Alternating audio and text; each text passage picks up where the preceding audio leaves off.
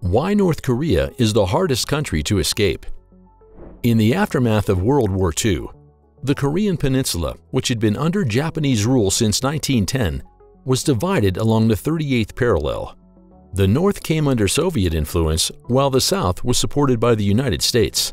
Over time, what was intended as a temporary split solidified into two distinct nations, North Korea and South Korea.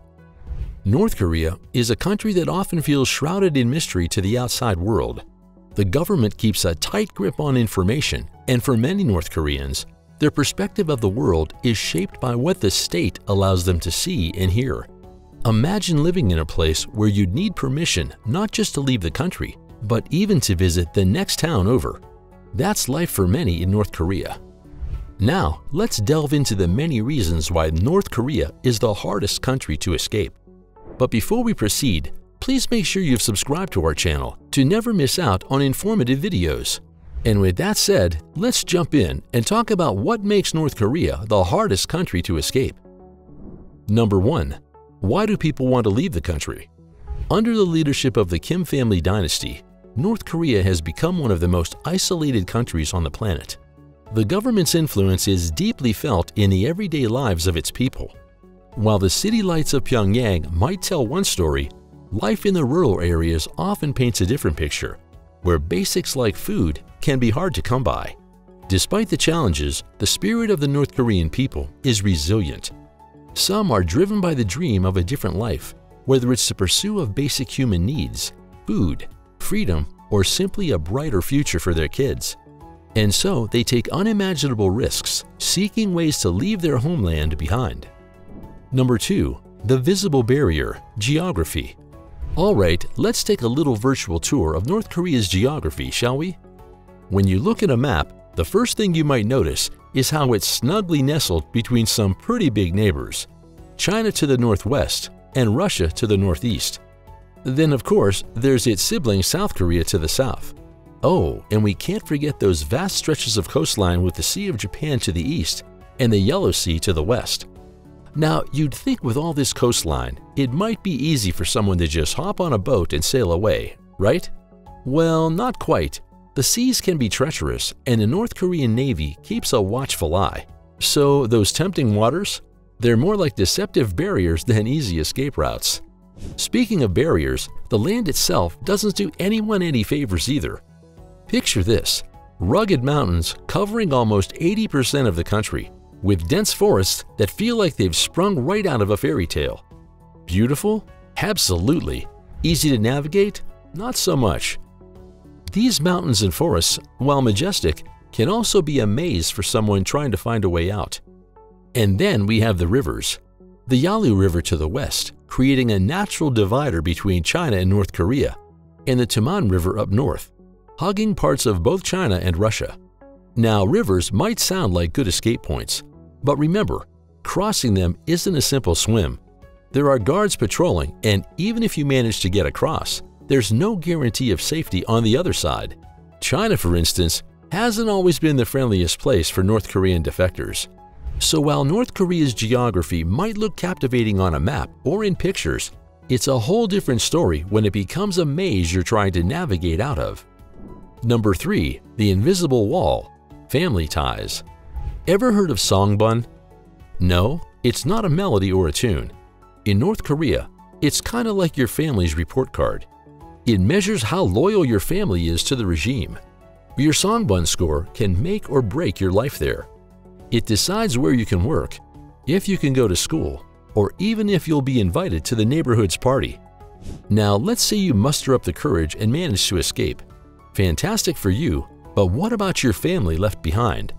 Their songbun might take a nosedive. We're talking about serious consequences here, from getting kicked out of the workers' party to, worst-case scenario, ending up in a labor camp. Take Dae Young-ho, for instance. He was a big shot, the North Korean deputy ambassador to the UK. He managed to defect in 2016, but guess what? The poor guy is constantly worried about his siblings back home. He once said, "Even though I'm free in South Korea, I can't shake off the nightmare of what might be happening to my family." So while escaping might seem like the ticket to freedom for many North Koreans, that decision is weighed down by the heart-wrenching thought of what their families might endure.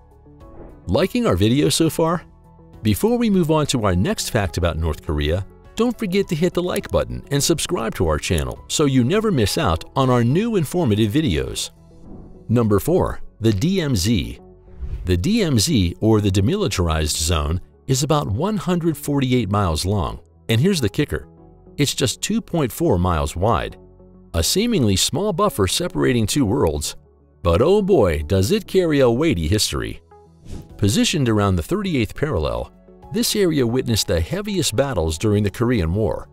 And when the dust settled in 1953, what was the outcome? Not a peace treaty or an armistice. That means, believe it or not, both Koreas are still technically at war.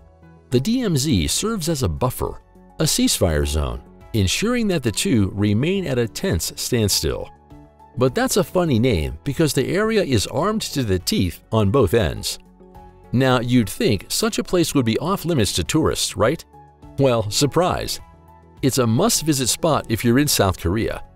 Just about 35 miles from Seoul, the DMZ is the 10th best thing to see, according to US News and World Report. Want to cross the DMZ? Well, for most, that's a dream. But tourists do get a kick standing in the joint security area, literally having a foot in both North and South. But if you're thinking about entering North Korea through the DMZ, scratch that idea.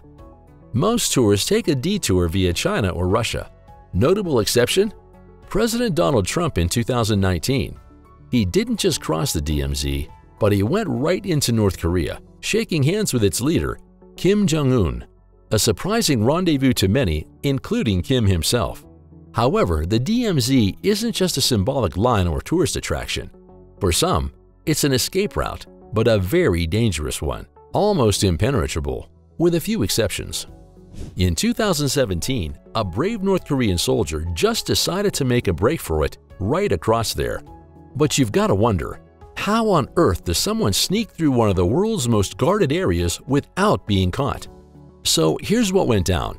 The soldier, in his audacious escape, was spotted and got a full-on hail of bullets from his side. Imagine this, 40 shots rang out and 5 of them finding their mark. But this guy? He's made of tough stuff. He made it to the south. Now here's where things get even more intriguing. This area called the Joint Security Area, or JSA, in the quaint village of Panmunjom is unique. Here, soldiers from the north and south stand almost elbow to elbow. Can you picture it? And our escapee was just a low-ranking soldier, as reported by South Korea's Yonhap News. But wait, there's more to the story.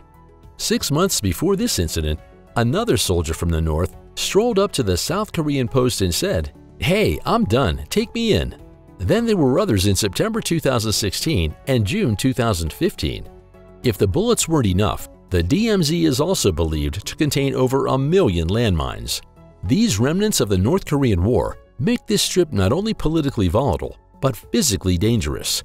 Even as the world has advanced technology, these relics of war remain buried, representing an unresolved tension between the North and the South.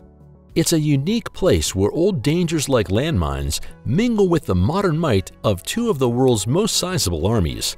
The DMZ is a chilling reminder of a conflict frozen in time. Number 5. China doesn't help. Despite its closed nature, North Korea shares a historic bond with its neighbor, China. In the 1960s, desperation and hunger drove many from China into North Korea, only for the tide to reverse in the 1990s. The pendulum of migration was always powered by the same force, the relentless gnaw of hunger. If we look at a map, you'll notice a jagged line that forms the northern boundaries of North Korea. It's quite an interesting stretch of land that spans roughly 1,400 kilometers, with two significant rivers, the Yalu and the Timen. They carve their way through the mountains, forests, and lesser populated areas, creating a sort of natural border between the two nations. During the winter, the rivers often freeze over, allowing people to literally walk across, and during the summer months, they recede so you can just make your way through to the other side. But you can't really just do that because crossing is illegal. And even if you make it to China, escaping the watchful eyes of guards instructed to shoot on sight, you'll still find yourself in hostile territory. You'd think that given the shared socialist ideologies of the two countries, China would be a haven for North Korean defectors. But it's not that straightforward. China has extradition policies in place with North Korea. This means that those who manage to cross the border and are caught in China are often set back. The reasons behind this are multifaceted, rooted in both historical ties and current geopolitical strategies. Given the dire consequences North Koreans face upon their forced return, ranging from severe punishment and imprisonments to, in extreme cases, execution, many defectors aim to move further inland. Their goal? To reach a country that might offer them asylum or a safe path to South Korea. Number 6. Russia is no different. North Korea doesn't just share a border with China. It also has a tiny slice of land that borders Russia. So if you glance again at the map, to the southeast of North Korea, you'll notice a tiny stretch of border that it shares with Russia. It's only about 17 kilometers long. This border meets at a point called the Taman River, the very same river that delineates much of North Korea's boundary with China. Making it to Russia as a way to escape North Korea is also illegal and kinda ironic. You see, there's a bridge called the Friendship Bridge that spans the Taman, connecting the two countries. But the North Koreans arriving in Russia don't receive much friendship. Though it might sound grand, the Friendship Bridge is quite a modest structure, but its importance is undeniable, serving as a connection to the Trans-Siberian Railway, which is a significant trade route. This connection provides North Korea with a link to broader international markets, especially at times when sanctions or strained relations limit its interactions with other nations. When it comes to defectors, this stretch isn't a favorite, mainly because of its short length and the close watch kept by Russian and North Korean guards. Russia, like China, has an extradition agreement with North Korea. This means that North Korean defectors caught in Russia are at risk of being returned, facing grim consequences at home. Interestingly, despite the complexities of international politics, Russia and North Korea maintain a somewhat friendly relationship. They've been historical allies since the day of the Soviet Union, and while the dynamics have shifted over the decades, there's a certain level of understanding that persists. Number 7. Crossing the border can be expensive. Since 1953, about 31,000 North Koreans have defected into the South. Almost 71% of them are women, most in their 20s and 30s. Very few dare to cross the heavily guarded DMZ. Most choose to go through the north, through China, trekking down to Vietnam, Laos, and finally reaching Thailand, from where they're flown into South Korea. Some even head to the US. According to Ye-run, a 41-year-old defector from North Korea, cited by Al Jazeera, the escape journey was harsh and very expensive. She escaped North Korea with the help of her aunt and a broker. Her aunt was living in the border region with China and had managed to make it out of North Korea first. Then, when she arrived in South Korea, she sought a broker to contact Ye-run, urging her to leave her life behind for a brighter future. But it wasn't an easy decision. Ye-run faced the agonizing choice of leaving behind her daughter and her mother. However, when she finally made the decision, she entrusted her fate to a broker who helped her reach the Yalu River and cross over. To her surprise, the broker made her cross the river in broad daylight and just told her to run across the frozen river. Police patrols shot at her, but as instructed by the broker, she ran in a zigzag pattern that helped her evade the bullets. However, the escape from North Korea was just the beginning. What followed was a complex broker-led relay across multiple countries, from the heart of China to the bustling streets of Hanoi, then sneaking through the shadowy trails of Cambodia. Ye-run, along with other defectors, moved discreetly, avoiding any unwanted attention. The role of brokers in these escapes can't be understated. They are basically smugglers who ensure safe passage, evading officials and sometimes even bribing guards. But this intricate assistance comes at a steep price. When Ye-run fled, her escape cost was about $2,800. Later, when she sought the same help for her daughter, the price had soared to $6,000. Later on in 2018, a defector might spend as much as $14,000, with the actual border crossing being the priciest part of the journey. But now things are even more pricier. After the COVID, the lockdowns and border security were harsher than ever, making the escape even more dangerous and more expensive.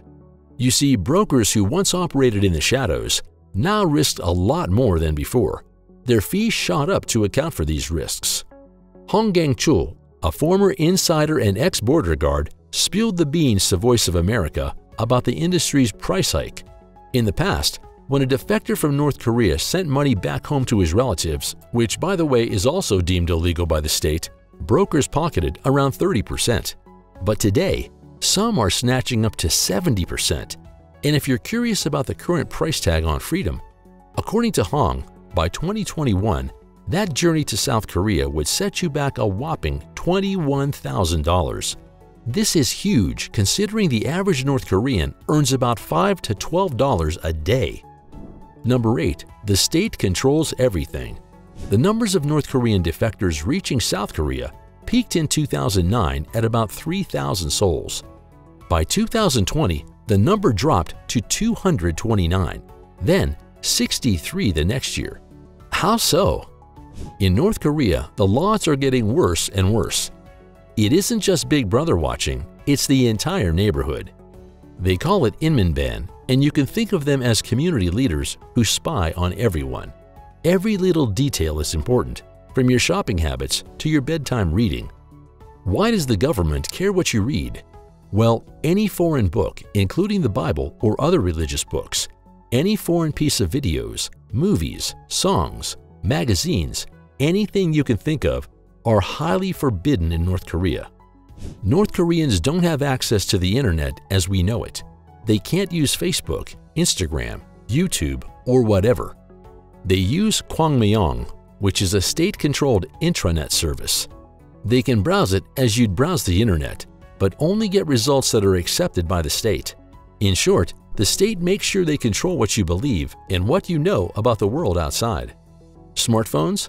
North Korea has a love-hate relationship with them. In 2008, telecom giant Orascom partnered with the North Korean government to launch a 3G mobile service named Korealink. Fun fact, leaked info hints that Huawei might have broken some US rules in helping set up this network. Fast forward to today, Korealink is still rocking that 3G. Huawei might have stopped their network support in 2016, but it's still functioning. For most North Koreans, their digital world is limited to the country's intranet. But if you're a foreigner living there long-term or just visiting, you might get a taste of the intranet. And a tip if you're thinking of visiting. Want Korealink on your phone? That'll be $285 for the SIM card and another $23 for 50 megabytes of data. Moreover, it might seem like the North Korean government allows only for a few smartphones to be sold and used in the country. Some of them include the Furanol H1 or the Jindale. These are claimed to be produced locally, but they are usually copies of Samsung phones or other well-known devices from the outside world. Voices say that the phones come with pre-installed monitoring apps that allow the state to track your activity at all times. They cannot make phone calls outside of North Korea, and also, storing information on SD cards is forbidden.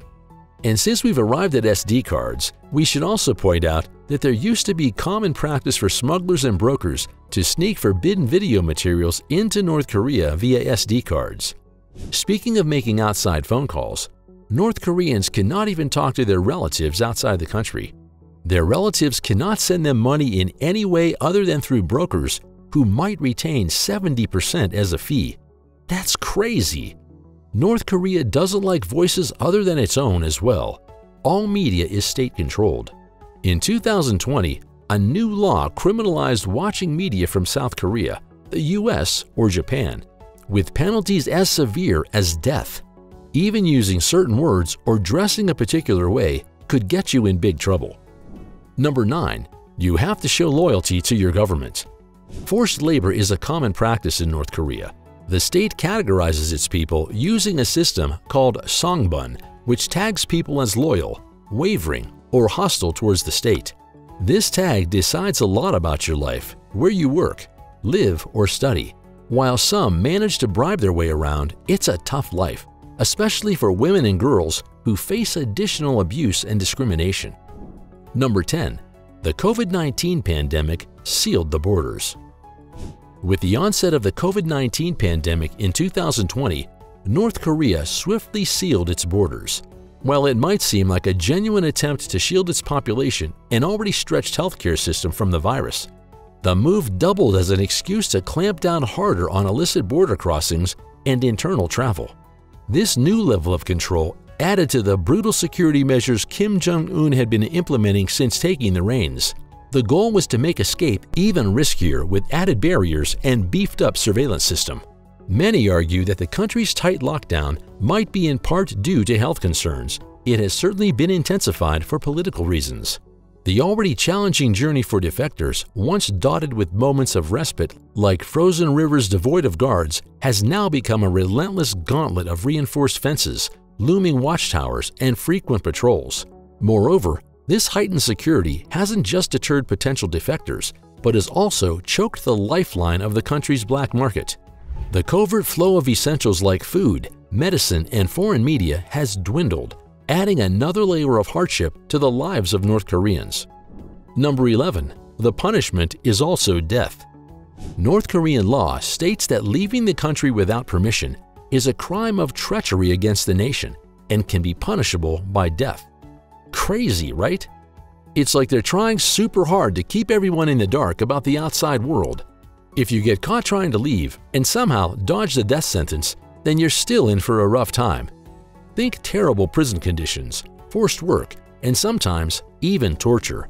And that's not just the person trying to escape. Their family can get in trouble too. It's a way for the government to scare others into staying put. So if someone tries to risk it all and leave, you know they're really desperate for a new start. Enjoyed this video? Hit the like button and subscribe to our channel for more informative videos like this one. Thanks for watching.